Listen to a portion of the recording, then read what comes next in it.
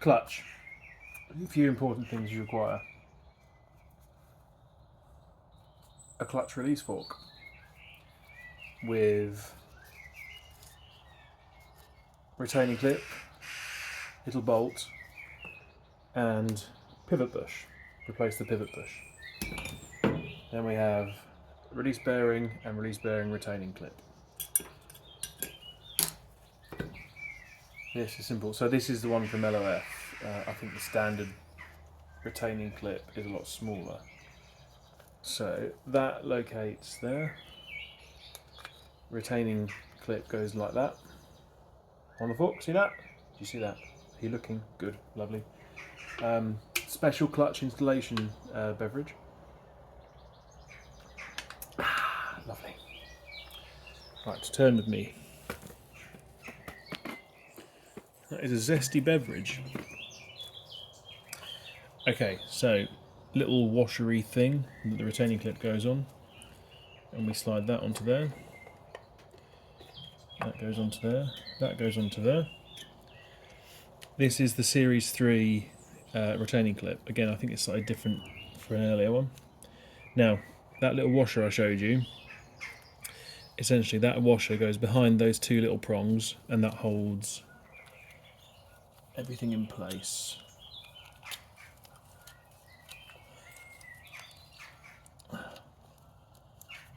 He says.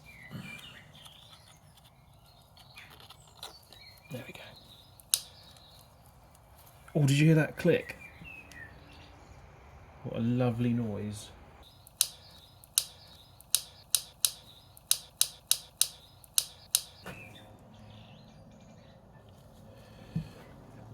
I don't know why, but I'm terrified of that little bolt coming out.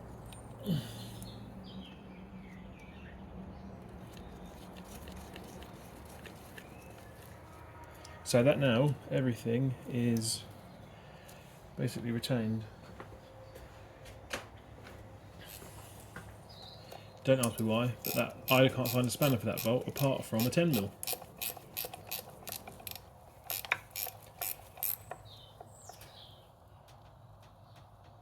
Oh.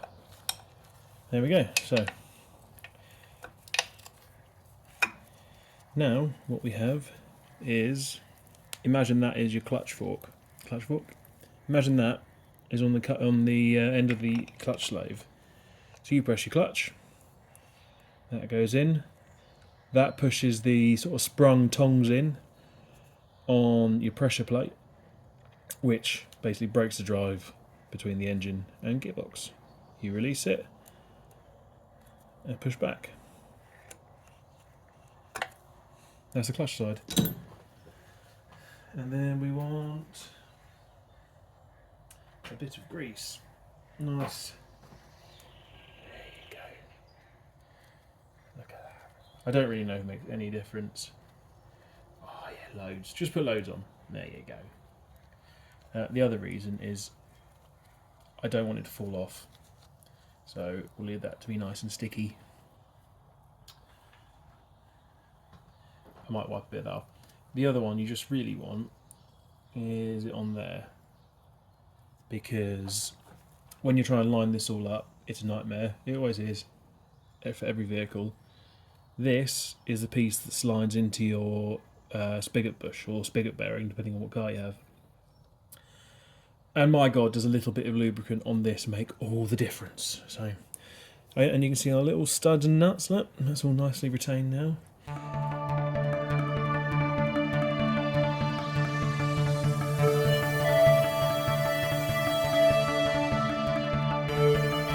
I'm going to do a brief interlude now in gearbox fun. So what are we up to now? We are fitting the LOF clutch. Boop. What? I have had a bit of a moment though, because my little block that I've used to hold the engine up, I thought that's alright, I'll set that on the adapter plate. Don't need to take that off, do I? I've got a horrible feeling I do, because I need to change the spigot bearing. I can't remember whether I have to take the flywheel off to do that or not. all will become clear.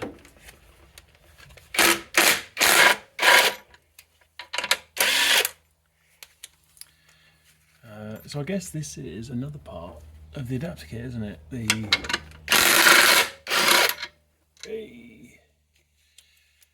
Yeah. That seems a little bit bent, doesn't it? We're going to have to use that thing for that. This is the drilled flywheel. So it is a V8 flywheel. Obviously, this is V8. Bog! That is drilled to accept a standard Series 3 clutch. I was watching Pole Barn Garage, and he had a good point. Is if you're watching this going, oh, it doesn't look very professional, he just dropped a socket. Everyone does it, you just don't see it.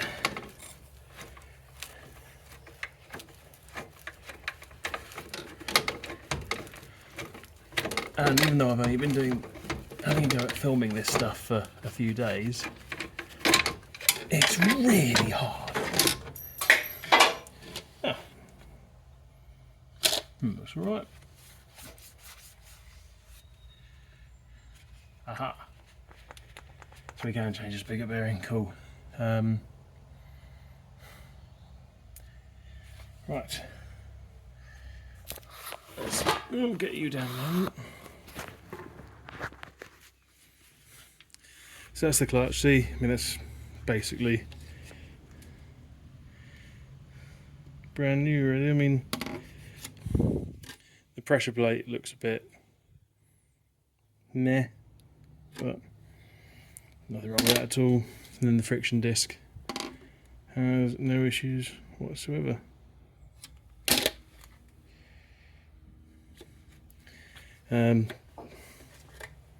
Yeah, but either way, we'll change it. I got it off. I only heard brilliant things about LOF, and this is a Borgenbeck, which I've not heard brilliant things about, even though this is a bit of an older Borgenbeck one. So cool. We'll keep it for a spare at any rate. Right, what have we revealed? Now, one thing this gearbox was doing had a bit of a whine. Oh.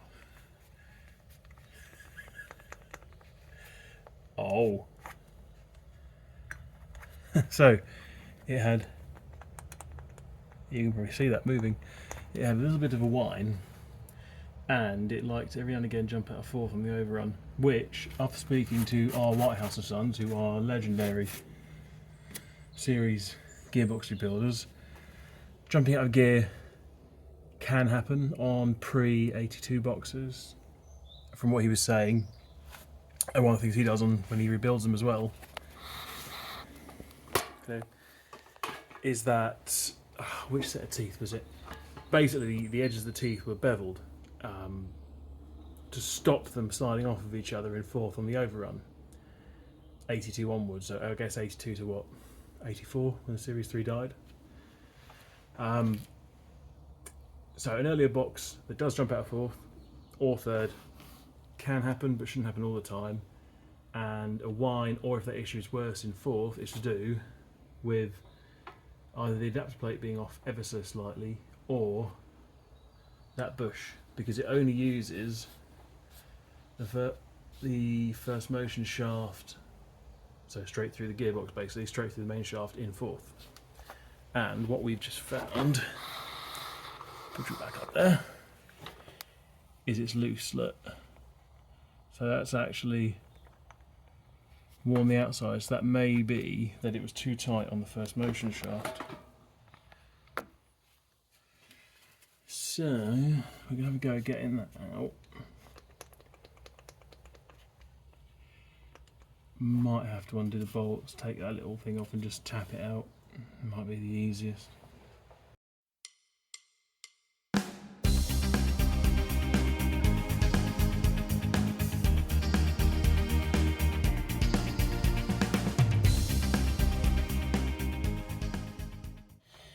Now I don't know, oh god, don't fall over.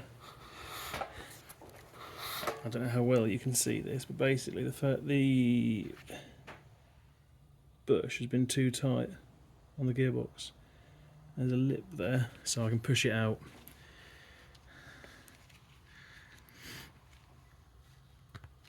That way quite easily, but you can feel basically the end that wasn't quite in, the end that obviously sticks out, is its original size. So,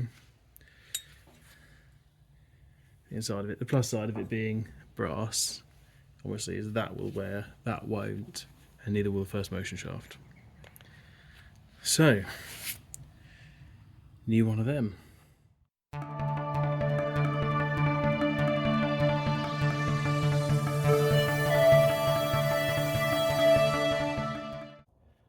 Okay, so first bit of the clutch is working out how we're going to align it. Very important, this bit. You'll never manage to line up everything unless you've got your alignment between your spigot bearing, so where the first motion shaft goes into, lol, and your clutch friction plate. Right, so I can actually show you this as well. So, where are you going to go? Right, go there. Go anywhere. So, this is the friction plate from LOF in this case, but you will see key on this gearbox side.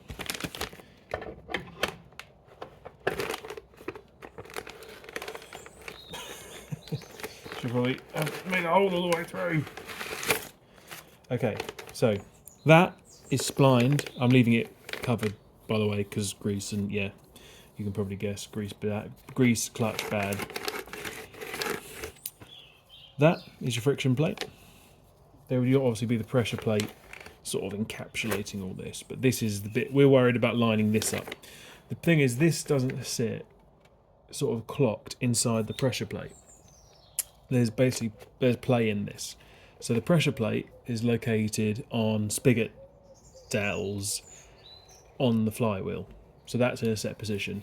This can move up and down, but we don't want it to. We want it bang on centre. So you can either do it by eye, it won't work, and then you'll be trying to wedge this huge heavy gearbox into place.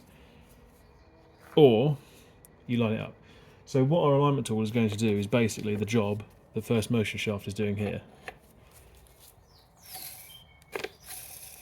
So, first motion shaft is located inside your spigot bearing, or spigot bush in this case, made of phosphor bronze. And then your friction plate is on the splines. We are going to simulate that with this tool. Obviously, if you had a spare first motion shaft, or if that first motion shaft was easy to remove from the gearbox, I'd just use that. But it's not, you have to take off the whole bell housing and everything. So let's go back to the bench. Come on. There we go. Sorry, try not to get seasick. And obviously don't forget your clutch installation fluid, very important. Now, I have already worked this out. This is a Draper alignment tool, but I'm going to guess they're all variably similar. First thing you want to work out is what size adapter is going to fit inside your friction disc. In my case, an 8 is too big. They're all numbered on the back, if you can see that. And a 7 is pretty much bang on. So, we slide that on the shaft like that. The little knurled bit is just so you can turn everything around quite easily. Next, this. And I think we are I know we're the biggest one. I've also added a little bit of tape because we were a bit loose in there. And that is bang on. So that is going to go on like that. Small end first. And there you go. So what that's going to do, imagine basically what we just did. I wonder if I can do this without any hands. So that goes on there, that goes on there, and then we're going to push that together. See, this is quite difficult to show. That is then going to stick outside the gearbox. So this looks a bit different. This is actually part of the conversion kit. I think I've already said in another video. But usually this would actually be attached to your engine.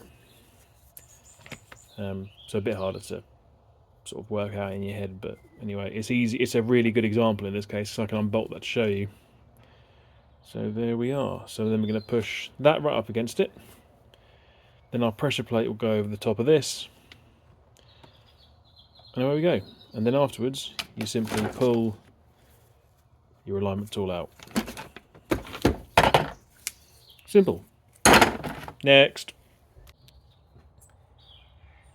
Right, okay, so. Ow! This is on camera. Right. I think you can see it. Now, I'm starting to learn I can do a job, educational, attempt at educational, or camera. It's one of the three. And you could argue as to whether any of them are really successful. Okay, you can see our little adapter in there now. Good. Book calls for no washers, interestingly. At least that's what I read on ARP's website.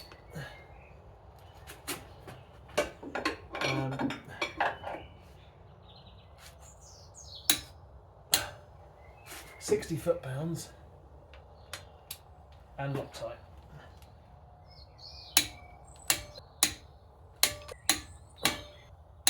I'm just using a pry bar in the flywheel teeth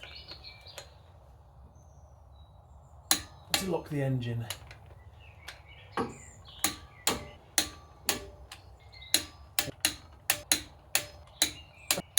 we go. You are still there. Good. Okay, next.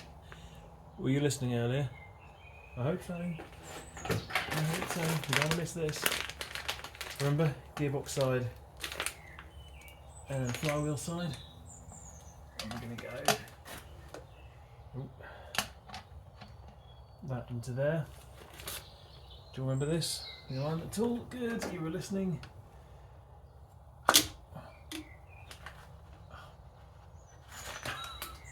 Oh, he's gone through the spigot push. No. Oh, come on. Hold the line, caller. Right. Now, as I was saying earlier,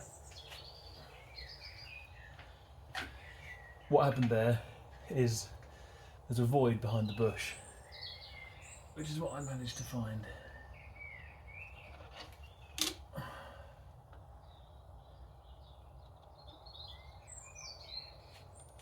There we go.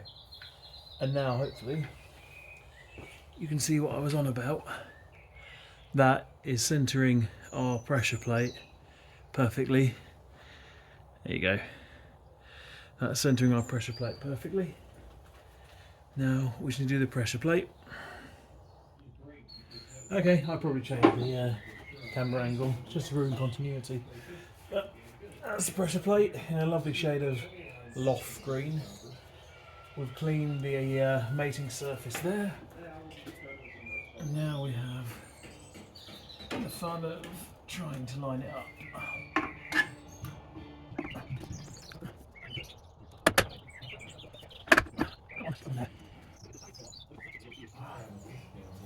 Right, I think, let me just check the size of the old dowels on the previous clutch. Right, yes, so the dowels are larger on this flywheel. I don't know whether that's that'll be the same for all conversions or whether I'm special. I don't know.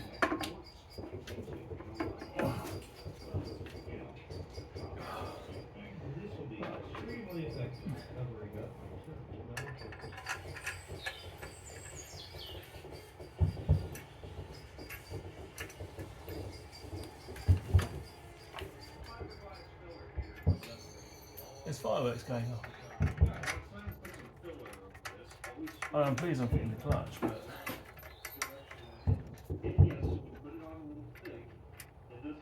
I'm not particularly sure it's fireworks worthy.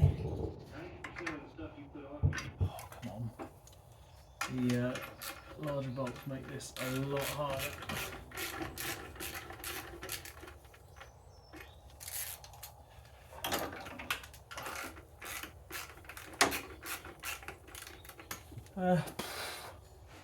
Time lapse.